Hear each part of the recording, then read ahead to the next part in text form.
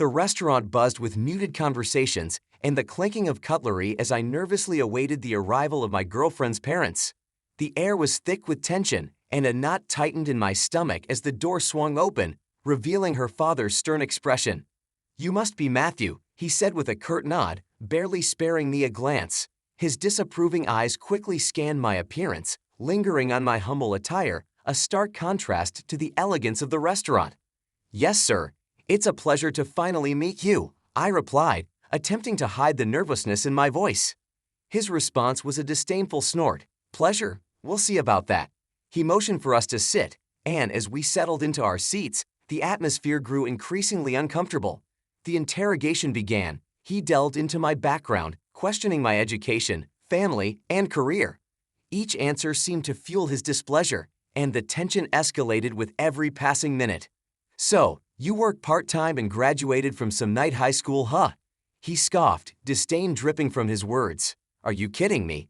I won't let a low-educated man like you date my daughter. What kind of future can you offer her?" I tried to defend myself, to convey my genuine intentions and the hard work I put into my life. But my words fell on deaf ears as he continued his verbal assault. "You're an eyesore. I've heard enough about your struggles growing up. Why don't you just get lost?" His tone was cutting, and the humiliation began to settle in.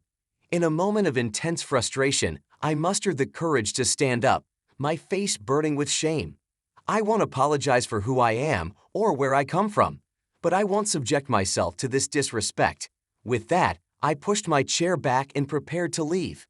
Before I could make my exit, his face contorted with anger. In a swift and degrading move, he grabbed his cup and splashed its lukewarm contents on me. The room fell silent as the liquid seeped into my clothes. It wasn't scalding, but the act itself burned, tearing apart the last shreds of my pride. As I stumbled out of the restaurant, I overheard his derisive laughter. "That's what you get for thinking you could be part of this family." The door closed behind me, leaving me standing on the street, soaked and defeated. The rejection was not just personal. It was a harsh reminder of societal judgments and the uphill battle I faced because of my background. The night air was cool as I stumbled out of the restaurant, still wet from the humiliating incident. The echoes of his scornful laughter lingered in my ears, intensifying the sting of rejection. My emotions were a chaotic swirl: anger, shame, and a profound sense of defeat. As I walked away from the scene of my shattered pride, the city lights blurred through my wet glasses.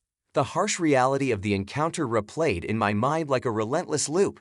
"You're an eyesore," his words echoed, cutting deep into my self-worth. Unable to face my girlfriend, Alicia, after such a public humiliation, I found solace in the quiet of the night. The bustling city seemed indifferent to my internal turmoil. I wondered if my dreams of a life with Alicia were now irreparably tarnished. The next morning, I awoke with a heaviness in my chest. The incident played over and over, an unwelcome reel in my mind. "Get lost," his words echoed, urging me to retreat from the life I had envisioned. Determined to escape the haunting memories, I threw myself into work. My part-time job at the law firm became a refuge, a place where I could bury my wounded pride in the pursuit of productivity. The boss, aware of my struggles, offered a supportive nod as I silently resolved to rise above the rejection. Yet, even as I immersed myself in work, the emotional scars festered beneath the surface. The once bright vision of a future with Alicia seemed distant and unattainable. The rejection had not only wounded my pride, but cast a shadow over my ability to forge meaningful connections. Days turned into weeks, and the routine of work became both my sanctuary and my prison. I avoided social gatherings, convinced that the judgmental eyes of others mirrored those of Alicia's father. The rejection had left me questioning not only my worth, but also the feasibility of bridging the vast gap between our worlds. One evening, as I reviewed legal documents in the dimly lit office, the weight of my circumstances pressed upon me. The boss noticed my despondency and offered a few words of encouragement. "You've got potential, Matthew. Don't let one man's narrow-mindedness define your future." The words hung in the air, and in that moment, I decided to use the rejection as fuel for self-improvement. The path ahead might be challenging, but I was determined to rise from the ashes of shattered pride and prove that my worth transcended societal judgments. Days turned into weeks, and my commitment to self-improvement became a driving force. The rejection from Alicia's father, though painful, ignited a fire within me to defy societal expectations and transcend the limitations of my humble beginnings. My part-time job at the law firm became more than just a means of survival. It transformed into a canvas for my ambitions. The boss, sensing my determination, became a mentor, guiding me through legal intricacies and imparting invaluable wisdom. One day, as I diligently organized files in the bustling law office, the boss approached me, his eyes reflecting a blend of understanding and encouragement. "Matthew, you've got potential. Have you ever thought about pursuing a career in law beyond being a clerk?"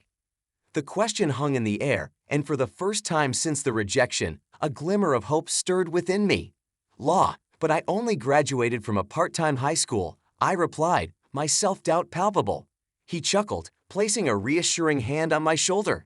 "Education isn't the only measure of potential. I've seen your dedication and work ethic. Consider it, Matthew. You might surprise yourself." Inspired by his words, I began researching paths to legal education. Nights that were once consumed by self-doubt were now filled with determination to overcome the barriers erected by societal prejudices. Enrolling in night classes, I juggled work and education, the weight of books replacing the weight of rejection. My journey into the legal realm wasn't glamorous. It was filled with sleepless nights, exhaustive study sessions, and sacrifices. But with each step, I could feel myself inching closer to a future I once deemed unattainable. As the semesters passed, I gained insights into legal frameworks and court procedures. The law firm became both a classroom and a testing ground. Colleagues, initially skeptical, began to acknowledge my transformation. The once dismissive whispers turned into respectful nods, a silent recognition of my dedication. One evening, after a particularly challenging class, Alicia's words echoed in my mind. "You've always been capable, Matthew.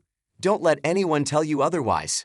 The memories of her unwavering support fueled my determination to succeed in a world that had once rejected me.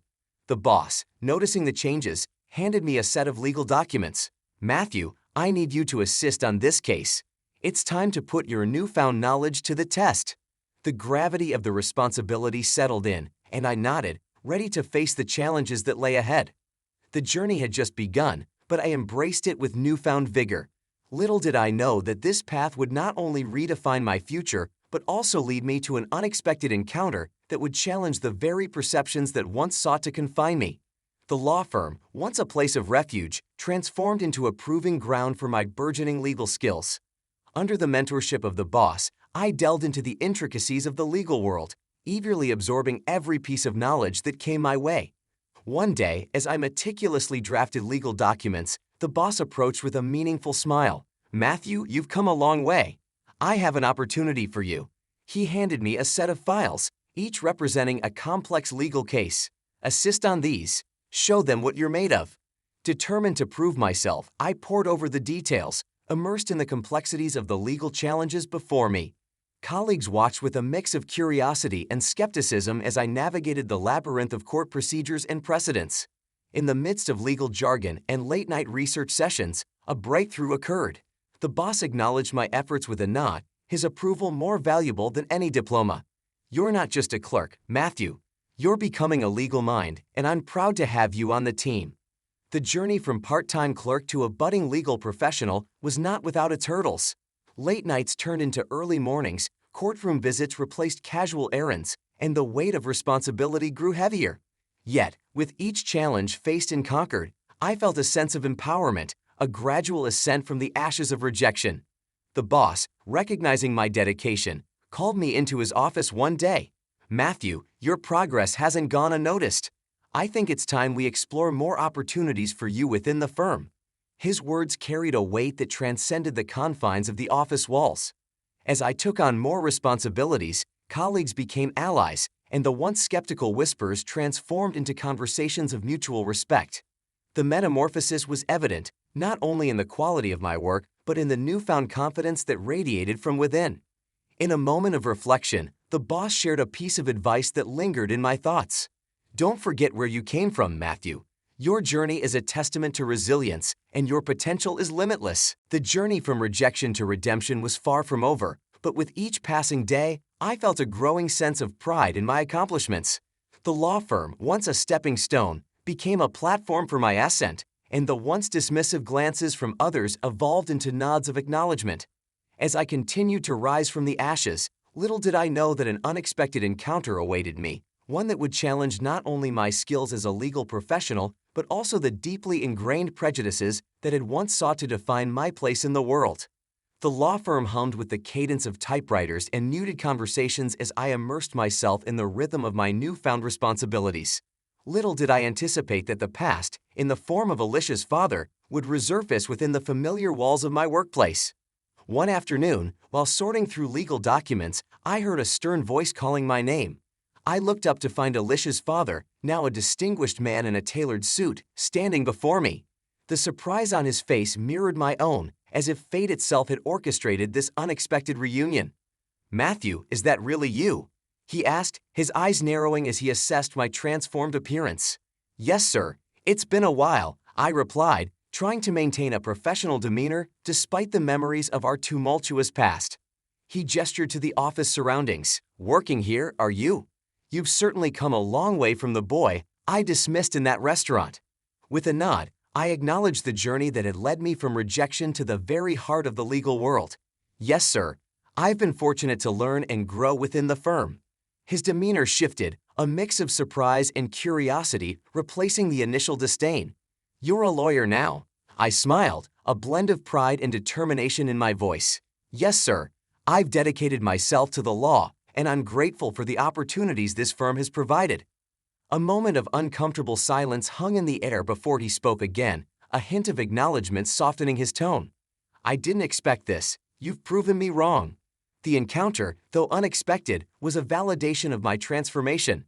The once dismissive father now regarded me with a mix of surprise and a begrudging respect.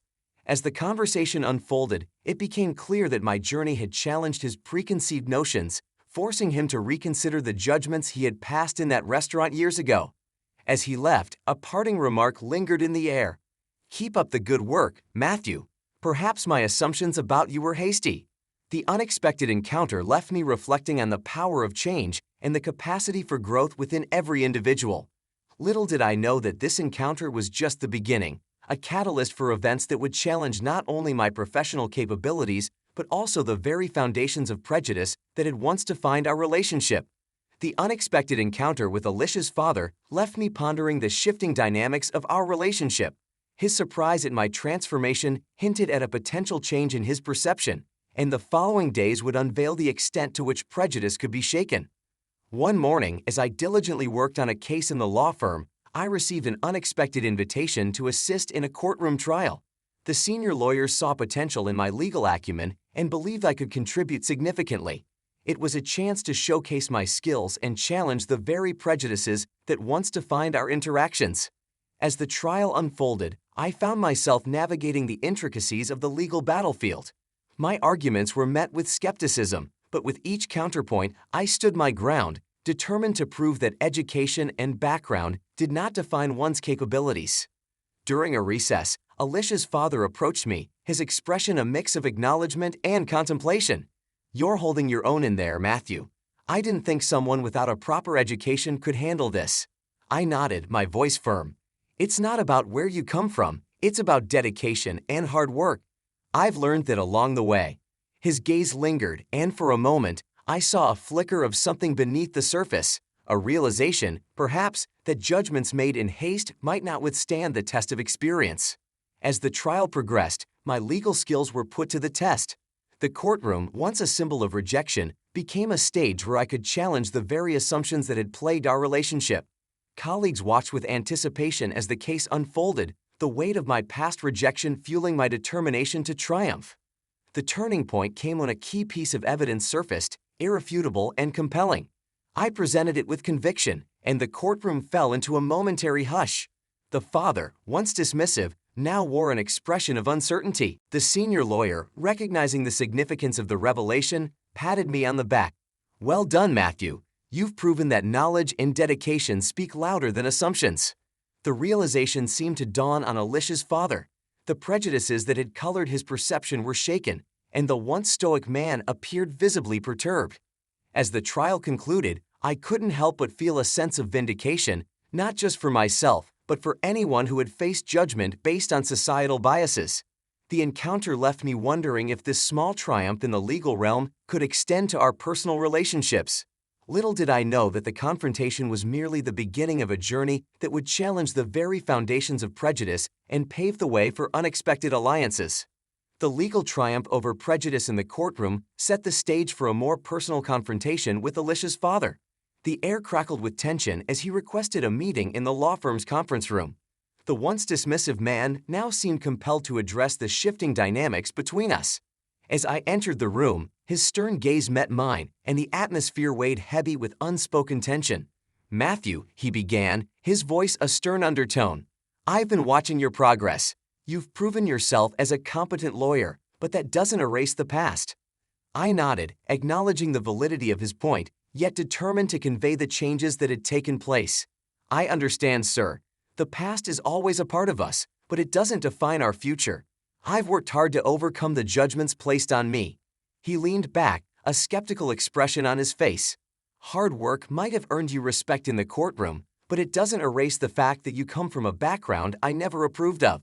I took a deep breath, aware that this conversation was a pivotal moment in our relationship. "I'm not asking for approval, sir. I'm asking for the opportunity to be judged based on who I am now, not who I was." A silence settled in the room, the weight of our shared history palpable. In that moment, I saw a flicker of conflict in his eyes, a struggle between ingrained prejudice and the undeniable evidence of my growth. "You have a point," he conceded, his voice softer than before. "But it's not just about you. It's about my daughter, Alicia. I want the best for her, and I need to be sure that you're the best." His words struck a chord, revealing the father's genuine concern for Alicia's well-being. I chose my words carefully, aiming to bridge the gap that had long separated us. "I love Alicia, and I've dedicated myself to providing her with the love and support she deserves. Our journey may have started with rejection, but it doesn't have to end that way." Alicia's father sighed, a hint of resignation in his expression.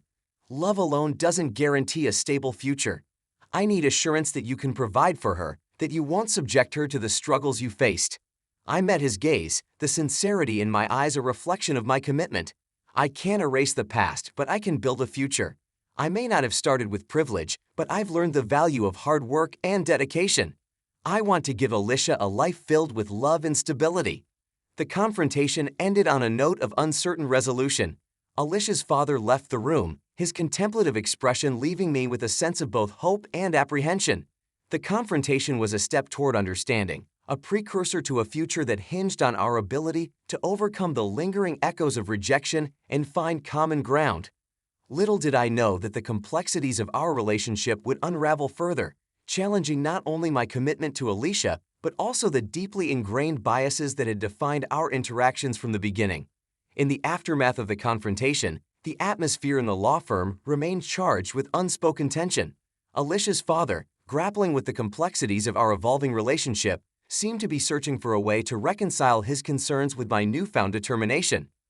Days turned into weeks, and just as I was settling into the routine of legal challenges, Alicia's father approached me one day with an unexpected proposition. "Matthew," he said, his tone more measured than before, "I've been thinking about your commitment to Alicia and the future. Perhaps there's a way for us to find common ground." His words held the promise of a potential thaw in our relationship.